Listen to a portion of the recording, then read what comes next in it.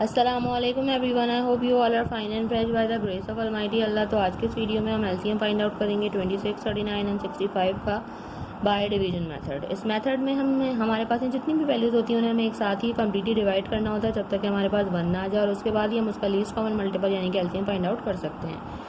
Divide किससे करना होता है? डिवाइड हम सिर्फ और सिर्फ प्राइम नंबर से कर सकते हैं। प्राइम नंबर्स कौन से नंबर्स होते हैं? वो नंबर जिनके सिर्फ 2 ही फैक्टर्स होते हैं प्राइम नंबर्स कहलाते हैं।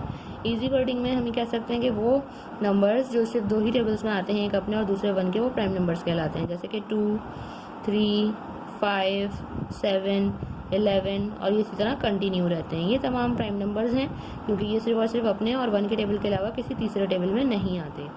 तो अब हमारे पास जो यहाँ 3 वैल्यूज़ हैं जिनके हमें एलसीएम फाइंड आउट करने हैं, उनमें सबसे पहले है 26, 39 एंड 65। अब हमने सबसे स्मॉलेस्ट प्राइम नंबर से स्टार्ट करना है।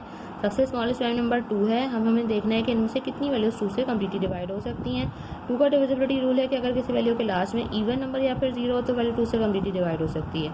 यहाँ पे हमें सिर्फ एक ही वैल्यू के लास्ट में इवन नंबर नज़र आ रहा है, तो इसका मतलब है यही वैल्यू 2 से डिवाइड होगी। 2 के टेबल में 2 आता है 1 पे, 6 आता है 3 पे। बाकी दोनों वैल्यूज 2 से डिवाइड होती हुई नज़र नहीं आ रही, तो उनको हम ऐसे ही कॉपी कर लेंगे। अब कोई सी भी वैल्यूज ऐसी नहीं है, वैल्यू ऐसी नहीं है जो 2 से डिवाइड हो सके। 2 के बाद जो नेक्स्ट प्राइम नंबर है वो है 3, और 3 का डिविजिबिलिटी रूल है कि एक वैल्यू में जितने डिजिट्स हैं उनको अगर हम प्लस करें, जैसे अगर हमने 1 + 3 किया वो बना 4, 4 3 का मल्टीपल नहीं है, इसलिए ये वैल्यू 3 से डिवाइड नहीं हो सकती। इसी तरह 3 + 9 करें वो बन जाएगा 12, 12 बिल्कुल 3 का मल्टीपल है, यानी कि ये वैल्यू 3 से डिवाइड हो सकती है। जो वैल्यू 3 से डिवाइड नहीं हो सकती उसको हमने ऐसे ही कॉपी कर लेना है।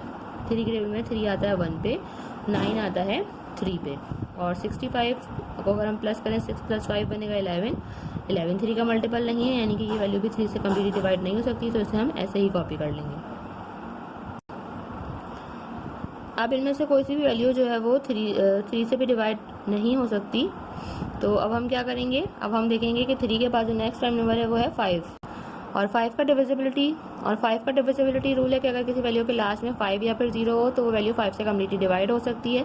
यहाँ पे हमें 65 जो है 5 से डिवाइड होता हुआ नज़र आ रहा है, तो इसे हम 5 से डिवाइड करेंगे। बाकी जो दोनों वैल्यूज़ हैं 13, उनको हम ऐसे ही कॉपी कर लेंगे क्योंकि वो 5 से डिवाइड नहीं हो सकती। 5 के टेबल में 6 नहीं आता, तो छोटा नंबर 5 आता है 1 पे। जो 1 हमारे पास रिमाइंडर बचा वो चला गया 5 के पास, और बन गया 15। 5 के टेबल में 15 आता है 3 पे।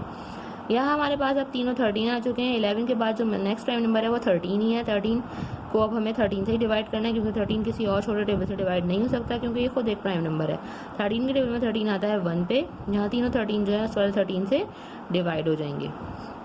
तीनों वैल्यूज कम्प्लीटली डिवाइड हो चुकी हैं। अब हम इसका एलसीएम जो है वो इजीली फाइंड आउट कर सकते हैं। एलसीएम फाइंड आउट करने के लिए हमें इन सबको कर देना है मल्टीप्लाई, यानी कि उन प्राइम नंबर्स को जिनसे हमने इन तीनों वैल्यूज को एंड तक डिवाइड किया है। 2 × 3 × 5 एंड × 13। तो चलिए जल्दी से इनको मल्टीप्लाई करते हैं। 2 × 3 = 6, 6 × 5 = 30, और 30 को हमने मल्टीप्लाई करना है 13 से, तो वो हम रफ वर्क में कर लेते हैं।